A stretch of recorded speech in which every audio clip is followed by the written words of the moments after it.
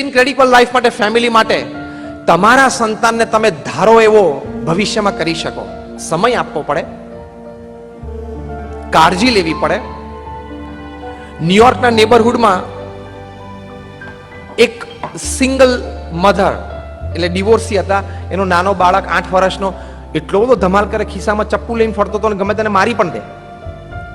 ભણવા જાય નહીં સ્કૂલે, અને આ સિંગલ મધર હતા એટલે એને રોજ સવારે જોબ પર જવું પડે, નહીં તો પોષણ કેવી રીતે થાય. ઘણી બધી ફરિયાદો આવી. પછી મધરને પણ ખબર પડી કે ખિસ્સામાં ચપ્પુ છે. હવે આ પરિસ્થિતિમાં આપણે હોઈએ તો શું કરીએ? ખીજઈએ અને લાફોય મારી દઈએ. થાય કે ના થાય? આણે નક્કી કર્યું કે મારે એનામાંથી એક સર્જન કરવું છે. અને વોટ શી ડીડ, એને એના બાળકને બેસાડીને શાંતિથી સમજાવ્યો અને કહ્યું કે બેટા, તને ખબર છે આપણા સ્ટ્રીટના કોર્નર ઉપર એક ડોક્ટર રહે છે? તો કે યસ. તને ખબર છે મોટી ગાડીમાં ફરે? તો કે ખબર છે ને. કેમ ખબર છે? તો દીકરો કે ના, કે બેટા એને ચપ્પુનો ઉપયોગ બહુ સારું કરતા આવડે છે. છોકરાને આશ્ચર્ય થયું કે કેમ, કેવી રીતે? એટલે એની માતાએ કહ્યું કે બેટા, એના હાથમાં ચપ્પુ હોય ને એમાંથી લોકોનું દુઃખ દૂર થાય છે, એ સર્જરી કરે છે. એવું તું ભણે ને તો તું પણ એ ચપ્પુનો એવો ઉપયોગ કરી શકે.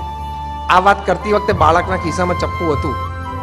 માતા એમ ના કીધું કે તમે આ ચપ્પુ કાઢી લે, મને આપી દે, પણ એને ચપ્પુ ચલાવવાની રીત શીખવાડી. ચપ્પુ સારી રીતે ચાલે તો લોકોના દુઃખ અને દર્દ દૂર થાય છે એ વાત સમજાવી. અને ચપ્પુ સારું ચલાવતા આવડે તો પ્રતિષ્ઠા અને ગાડી બંગલો પણ મળે છે એ વાત એને હૃદયમાં ઉતારી. અને એ બાળકના હૃદયમાં સ્પાર્ક થઈ. એ ભણ્યો, એ ડોક્ટર થયો, અને ડોક્ટર એટલે એક કક્ષાના ડોક્ટર થયા. અત્યારે જોન હોપકિન્સ ઇન્સ્ટિટ્યૂટમાં પીડિયાટ્રિક ન્યુરોસર્જરીના એ હેડ ઓફ ધ ડિપાર્ટમેન્ટ છે. અને સિયામીસ ટ્વિન્સ, જે 2 બાળકો ત્યાં માથા જોડ્યા હતા, જોડકા જન્મેલા, 22 કલાક નોન સ્ટોપ ઓપરેશન કરી 2 બાળકોના માથા જુદા કરી. આજે બંને જણા જીવે છે અને આ વખતે પ્રેસિડેન્શિયલ ઇલેક્શનમાં પણ ઉભા રહેલા.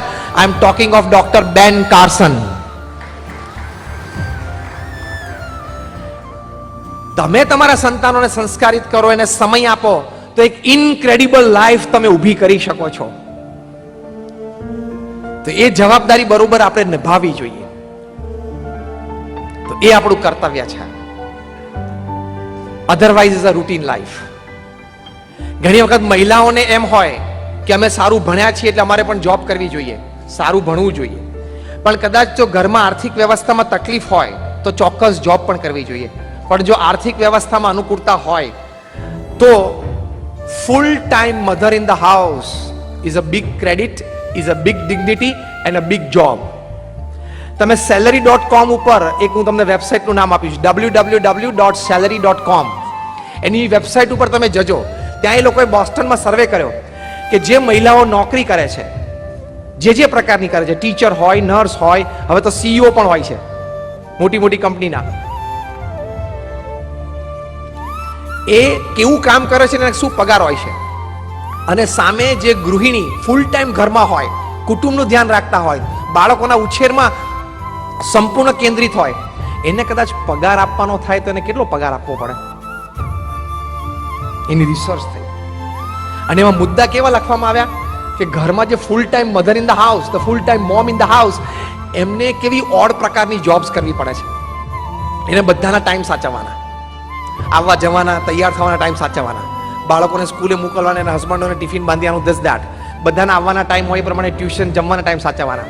બીજું એને કોઈ range of people they have to deal with, husband સાથે, એ લોકોના ફ્રેન્ડ, સોશિયલ સર્કલ સાથે, બાળકો એના ફ્રેન્ડ સાથે, અને ડ્રાઈવરને, કુકને, હાઉસકીપિંગ સાથે પણ એને ડીલ કરવાનું.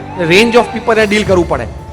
એટલે એમને ઓડ જોબ, ઓડ ટાઈમ અને ટોટલ ગણે છે તો એનો 8-10 કલાકથી વધારે જોબ થાય છે. આ બહુ ડિટેલ રિસર્ચ અને સર્વે છે. એની પરથી salary.com ઉપર લખ્યું છે કે full time mother in the house, જે ફૂલ ટાઈમ ગૃહિણી હોય, એને જો કદાચ પગાર આપવાનો થાય તો $1,70,000 વાર્ષિક પગાર થાય. 85 થી 90 લાખ રૂપિયાનો પગાર થયો. કેટલી ડિગ્નિફાઈડ જોબ થઈ આ. કારણ કે નેપોલિયન બોનાપાર્ટ પોતે કહેતા, give us good mothers and we will give you a great nation. તમે અમને સારી માતાઓ આપો તો તો અમે એક મહાન દેશ તમને આપી દેશું. અબ્દુલ કલામ હોય, સચિન તેંડુલકર હોય, હોમી ભાભા હોય, જેફ એન્ડરસન હોય, અબ્રાહમ લિંકન હોય, વિન્સ્ટન ચર્ચિલ હોય, આ બધાના ઘડતરમાં એમની માતાનો બહુ જ મોટો રોલ રહેલો છે.